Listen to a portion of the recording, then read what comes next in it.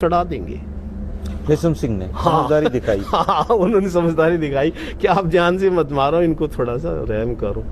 तो बोले चलो ठीक है, पर वहाँ पे चौटाला गांव में बोले लेके आओ।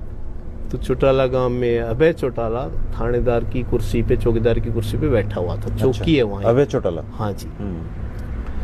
तो उन्होंने खुद फिजिकली जो पुलिस का चित्र होता है वो रबड़ वाला, वो जूता चित्र होता है, वो आन मिलो सजना लिखा। हाँ, उससे मुझे काफी टॉर्चर किया। मैं तो आपको वही थाने में जी? हाँ, थाने में ही। और लिटा के मारे आपके जी? लिटा के जी, बिल्कुल जैसे क्रिमिनल्स को मारते हैं। कपड़े निकलवा के? कपड़े तो नहीं निकाले थे। अच्छा। लेकिन जैसे अभय चौटाला ने खुद आपकी पिटाई की जी? चौटाला था, पुलिस मंजीत अलावत था, समयराम कौशिक था और नीचे छोटे कांस्टेबल वगैरह थे। कितने मारे जी आपको? शायद मैं गिन रहा था वैसे। अच्छा। शायद 39 थे। 39 जूत? हाँ। बहुत पीड़ादायक होते हैं। बहुत पीड़ादायक। ब्लड भी आ गया था। हाँ। ब्लड भी आ गया था। भगवान मुझे हिम्मत दे रहे थे। और भगवान, मैं क्योंकि भगवान बुद्ध ने कहा है। आप रो रहे थे? ना, रोयत में नहीं था, मैं सहन कर रहा था चुपचाप। तो मैं, भगवान बुद्ध ये कहते हैं कि आपको जब कोई कष्ट मिले तो आप सफर कीजिए बजाय रेजिस्टेंस देने के। If you know how to suffer, you suffer less. Ajay नहीं थे वहाँ पे? ना, अजय नहीं था, ओनली अभय था और मंजीत अलावत था और समयराम कौशिक था। रेशम सिंह साहब नहीं थे। तो चौटाला साहब खुद भी नहीं थे। चौटाला साहब तो बाद में हिसार जेल में आए थे, जब मैं कस्टडी में मार के फिर जेल भेज दिया गया, वहाँ आए थे ओम प्रकाश चौटाला। तो उसके बाद में क्या हुआ कि जब इन्होंने देखा कि ये तो कहीं मर नहीं जाएगा, तो इनको, भगवान से मैं अंदर से प्रार्थना कर रहा था, तो इन्होंने फिर मुझे छोड़ दिया। इनको दया आ गई और कि भाई बहुत हो गया, अब चलो जाने दो, इसको ले जाओ। रोंगटे खड़े हो गए सर।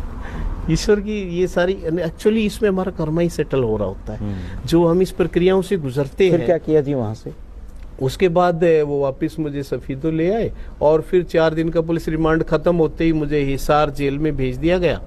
और हिसार में जब मैं था तो ओम प्रकाश चौटाला जी मुख्यमंत्री जो थे, उन्होंने, भाटोटिया साहब थे जेल के इंचार्ज डीजी, उनको कहा कि भाई वहाँ पे RS यादव से मेरे को मिलना है जेल में, और वहाँ मेरा प्रोग्राम रखो जेल में कैदियों के साथ। ओके। तो मैंने कहा यार, ये कैदियों ने बताया मुझे, जेलर बिश्नोई थे एक, उन्होंने कहा साहब चौटाला साहब आपसे मिलने आ रहे हैं। मैंने कहा जी कोई भी मिलो, अब इनके कस्टडी में हम जो करना है करें ये। तो फिर जो है वो कार्यक्रम रखा, चौटाला साहब कैदियों को जो भाषण दिए और किए। मुझे एक ऐसी कोठरी में रखा हुआ था जहाँ दूसरे कैदी नहीं आ सकते थे, क्योंकि बिश्नोई साहब सोच रहे थे वो जेलर की कहीं RS यादव को कोई कैदी ना मारते, पुलिस वालों से दुश्मनी होती कैदियों की, या कोई इनको मरवा नहीं दे दूसरे कैदी से। अलग रखा हुआ था? अलग रखा था। जो सिंगल कोठरी होती है, जिनको फांसी दी जाती है, उनको सिंगल रखते हैं, दूसरा उनसे नहीं मिल सकता। उस फांसी वाली कुटड़िया में रखा हुआ था। हाँ, उसमें मेरे को बिश्नोई साहब ने, वहाँ वो मेरे को किताबें पढ़ने को दे देते थे। मैं 6 दिन रहा वहाँ, 6 दिन 6 रात, और खाना वहीं आ जाता था, पढ़ने को थोड़े अखबार किताबें वगैरह मिल जाती, जो मेरे पढ़ने का शौक है। तो चौटाला साहब ने कहा भाई RS यादव से मेरे को मिलना है, लेकिन क्योंकि ऐसा कुछ मैनुअल वगैरह में सिस्टम है कि मुख्यमंत्री वगैरह सीधा इस तरह, किसी ने कहा कि भाई आप उनसे तो नहीं मिल सकते, यानी चौटाला साहब को मेरे से बिश्नोई साहब ने नहीं इंडिविजुअली मिलकर जलील नहीं करने दिया वहाँ जेल। वो स्टैंड ले गए? वो स्टैंड ले गए कि भाई आप यहाँ इनसे नहीं मिल सकते, कस्टडी में ठीक है भाई, चौटाला ने जो कर दिया यहाँ नहीं कर सकते। अच्छा, आपने उनको बता दिया था कि मेरे साथ ऐसा किया है इन्होंने? हाँ, किया था, बिल्कुल बिल्कुल बता दिया था बिश्नोई को, भाई मेरे साथ ऐसा हुआ है और जेल में कहीं मरवा नहीं दे कोई, मेरे को ध्यान रखना। तो आपने मेडिकल वगैरह की डिमांड नहीं की जज के सामने?